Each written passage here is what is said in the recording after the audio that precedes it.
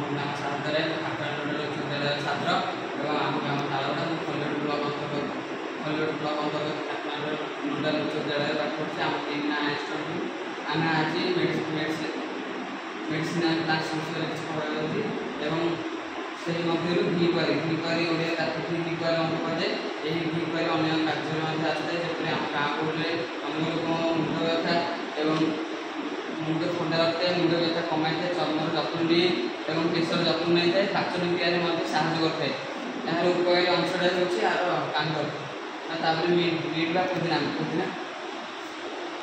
ପୁଦିନା ଗଛ ଏକ ସୁଗନ୍ଧିତ ତୃଣଜାତୀୟ ଉଦ୍ଭିଦ। ଭାରତରେ ଏହାକୁ ଏକ ଔଷଧୀୟ ଗୁଣ ଥିବା ଗଛ ଭାବରେ ବ୍ୟବହାର କରେ। ଏହାର ଔଷଧୀୟ ଗୁଣ ପୁଦିନା ଗଛର ପତ୍ରରେ ଥିବା ପତ୍ର ଏହାର ହଜମ ସାହାଯ୍ୟ କରେ ଏବଂ ପେଟର ସମସ୍ତ ଗୁଡ଼ିକୁ ଏହା କମାଇଥାଏ। ଏହା ବାନ୍ତି ହେଲେ ଏହା ଖାଇବା ଦ୍ୱାରା ବାନ୍ତି ବନ୍ଦ ହୋଇଥାଏ ଏବଂ ପୁଦିନା ପତ୍ର ରହିବା ଦ୍ୱାରା ଘରକୁ ମଶା ଆସନ୍ତି ନାହିଁ ଏବଂ ପୁଦିନା ଗଛ ମଶାକୁ ଘୋଡ଼ାଇ ଦେଇଥାଏ। ତାପରେ ହେଉଛି ତୁଳସୀ ଗଛ ଏକ ପବିତ୍ର ଗଛ। ଏହା ଆମ ହିନ୍ଦୁ ଶାସ୍ତ୍ରରେ ଏକ ପବିତ୍ର ଗଛ ରୂପେ ମାନି ଦିଆଯାଇଛି। ଏହାର ମଧ୍ୟ ଔଷଧୀୟ ଗୁଣ ଅନେକ ଅଛି। ଥଣ୍ଡା, କାଶ ଏବଂ କଫ ଇତ୍ୟାଦି ହେଲେ ଏହାକୁ ବ୍ୟବହାର କରି ତାହାକୁ କମାଇ ଯାଇପାରିଥାଏ ଏବଂ ଏଥିରେ ଆଣ୍ଟିବାୟୋଟିକ୍ ଏବଂ ଡାଇବେଟିସ୍ ପରି ରୋଗ ମଧ୍ୟ କମାଇବାର ଏହାର ଗୁଣ ଅଛି।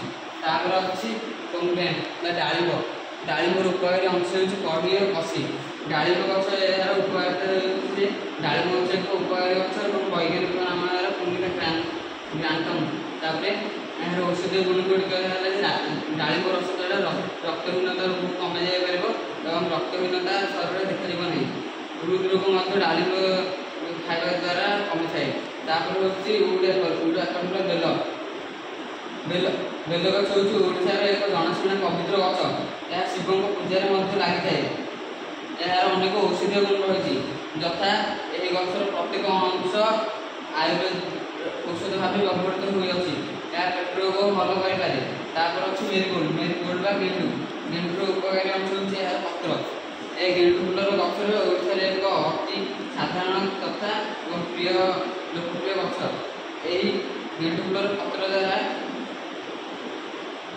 ଗେଣ୍ଡୁ ଫୁଲକୁ ଆମେ ଅନେକ ପର୍ବପର୍ବାଣିରେ ମଧ୍ୟ ବ୍ୟବହୃତ କରିଥାଉ। ଏଥିରେ ଅନେକ ଔଷଧୀୟ ଗୁଣ ରହିଛି। ଏହି ଗେଣ୍ଡୁ ଫୁଲର ପତ୍ର ଦ୍ୱାରା ଆମେ କଟା ଘାକୁ ଶୀଘ୍ର ଭଲ କରିପାରୁ।